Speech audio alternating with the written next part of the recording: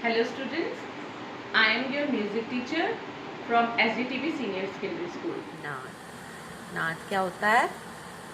Sound यानी ध्वनि यानी आवाज़। वो आवाज़ जो संगीत के काम आए उसे नाद कहते हैं। वो आवाज़ जो संगीत में काम आए उसे नाद कहते हैं। अगर आप इमेजिन करो कि कोई गा रहा है लेकिन उसकी आवाज़ ही नहीं आ रही, या कोई बजा रहा है उसकी आवाज़ नहीं आ रही, या फिर कोई नाच रहा है यानी डांस कर रहा है पर पीछे कोई म्यूज़िक है ही नहीं, क्या वो अच्छा लगेगा? नहीं। यानी कि आधार क्या हो गया संगीत का? आवाज़। बिना साउंड के कुछ नहीं होता, बिना साउंड के आप लोग आपस में बात भी नहीं कर सकते। अब ये आवाज़ दो तरह की होती है। एक आवाज़ होती है मीठी मधुर, जो कानों को सुनने में अच्छी लगती है, और एक आवाज़ होती है कर्कश यानी कि शोरगुल, जो आवाज़ ऐसी होती है कि हमें शोर ही शोर सुनाई देता है, मीठी आवाज़ नहीं होती। जैसे हमें कोयल की आवाज़ तो अच्छी लगती है लेकिन, और शोरगुल जैसे कौवे की आवाज़ हमें अच्छी नहीं लगती लेकिन कोयल की आवाज़ अच्छी लगती है। क्यों? क्योंकि कौवे की आवाज़ जो होती है वो हमें कर्कश लगती है लेकिन कोयल की आवाज़ मीठी लगती है। अब ये नाद आवाज़ हो गया, लेकिन आवाज़ दो तरह की होगी, एक मीठी और एक शोरगुल। अब इन दोनों में से संगीत के काम कौन सी आएगी? मीठी आवाज़ यानी मधुर आवाज़ ही हमारे कानों को अच्छी लगेगी, तो संगीत के काम वही आएगी। तो हम मधुर ध्वनि को ले लेते हैं, तो यानी कि वो आवाज़ जो मधुर है वो क्या होगी? वो नाद आ जाएगी संगीत में, कि वो ध्वनि जो संगीत के काम आए। संगीत के काम आने वाली ध्वनि सिर्फ मधुर हो सकती है। अब आते हैं नाद के प्रकार पर। नाद के दो प्रकार हैं, अनाहत और आहत। अब कोई दो चीजें आपस में टकराती हैं तो आवाज उत्पन्न होती है, या जैसे सितार है उसकी तार को हम झनझनाते हैं, अपनी ओर खींचते हैं फिर छोड़ देते हैं तो उससे आवाज आती है। वो किसके अंदर आती है? वो आती है आहत के, क्योंकि हमने उसे खींच कर आहत किया या तबले पर हमने बजाकर आहत किया। तो वो सब क्या है? आहत, यानी कि एक चीज से दूसरी चीज को टकराने से जो आवाज उत्पन्न होती है वो होती है आहत नाद। अब अनाहत नाद में कोई आवाज नहीं सुनाई देती। वो कैसे? जब आप अपने कान बंद कर लेते हैं तो आपको हवा की आवाज सुनाई देगी, बिल्कुल साए साए से। या आप अपने कान बंद करके सिर्फ भगवान का नाम लेते हैं तो वो सिर्फ आपको सुनाई दे रहा है, क्योंकि वो आप मन में नाम ले रहे हैं, किसी को सुनाई नहीं दे रहा है, वो सिर्फ आपको सुनाई दे रहा है। वो अनाहत नाद का काम करता है। ऋषि मुनि लोग इसी नाद का प्रयोग करते थे, और किसके लिए करते थे? वो मोक्ष प्राप्ति के लिए।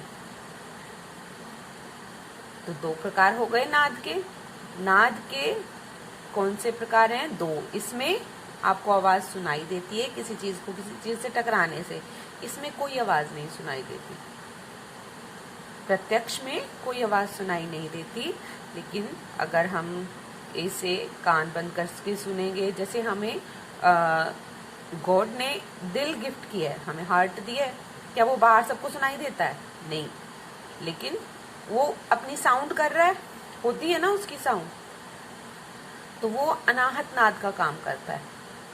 ठीक है, अब आते हैं इसके नाद के गुण, लक्षण या विशेषताएं कह देते हैं इसको। नाद का छोटा बड़ापन, नाद की जाति, नाद का ऊंचा नीचापन। नाद का छोटा बड़ापन क्या होता है? जब हम कोई आवाज धीरे से गाते हैं कुछ भी सॉन्ग, तो वो होता है नाद का छोटापन। जब हम जोर से गाते हैं तो वो नाद का बड़ापन हो जाएगा। यानी जब हम बहुत धीरे धीरे गा रहे हैं, हारमोनियम का जो बैलो है यानी पंखा है उसको धीरे चला रहे हैं और धीरे ही गा रहे हैं, तो वो छोटा छोटा ही गाना होता है, जैसे सा रे गा, बिल्कुल छोटा छोटा आवाज। वो किसको सुनाई देगी? नजदीक तक। तो वो छोटापन। बड़ापन वो होता है जब हम बहुत जोर से गाते हैं और बहुत लंबा करके गाते हैं, वो दूर तक सुनाई देता है, तो उसे बोलते हैं बड़ापन। जैसे सा को बहुत देर तक हम जैसे ओम उच्चारण करते हैं, ओ, बहुत दूर तक जाती है, लंबा करके गा रहे हैं और क्या कर रहे हैं, साथ साथ जोर से गाएंगे, तो वो क्या हो जाएगा, बड़ापन। तो हो गया छोटा बड़ापन। और नाद की जाति क्या होती है, जब हमें आवाज मिली है तो वो हमें पहचान है कि ये मनुष्य की आवाज है। अगर पशु की आवाज है तो भी हमें पता चलता है कि बाहर गाय है, शेर है, गधा है, क्या है, सबकी आवाज पता लगती है। पक्षी की भी पता लगती है कि ये बर्ड्स की आवाज आ रही है बाहर। इंस्ट्रूमेंट बजे तो भी हमें पता चलता है कि इंस्ट्रूमेंट की आवाज है। तो किससे पता चलता है, वो इसी गुण से पता चलता है कि नाद की जाति यानी कि इस आवाज की जाति क्या है, ये कौन सी चीज की आवाज आ रही है। क्लियर है। हमें इंस्ट्रूमेंट्स की भी अलग अलग आवाज की पहचान होती है कि ये तार वाद्य बज रहा है, या ये तबला बज रहा है, या फिर ये हारमोनियम बज रहा है। ओके। अब नाद का ऊंचा नीचापन या तीव्रता क्या होती है। अब इस गुण में होता है कि जो आवाज उत्पन्न हो रही है वो ऊंची है या नीची। सा से ऊंची रे की आवाज है, सा की आवाज नीचे होती है, रे नेक्स्ट आता है तो रे की उससे ऊंची होगी, गा की उससे ऊंची होगी। जैसे जैसे ऊंचे जाएंगे वो ऊंचापन हो जाएगा, और जैसे जैसे हम नीचे आएंगे वो नीचापन हो जाएगा। इसी तरह से एक हर स्वर की, ये सा से शुरू है, हर स्वर की एक वाइब्रेशन यानी कि एक आंदोलन संख्या तय की गई है कि इस आवाज तक ये वाइब्रेट होगा तभी हमें इसकी आवाज सुनाई देगी। जब तक कोई आवाज ये 240 तक नहीं पहुंचती तब तक हमें आवाज सुनाई नहीं देती सा की।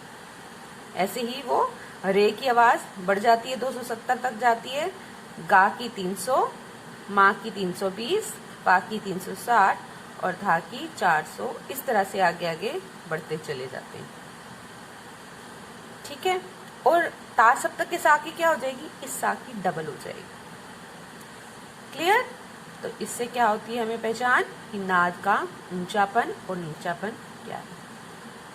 तो आज हमारा हो गया नाद, नाद के प्रकार और नाद की गुण या विशेषताएं।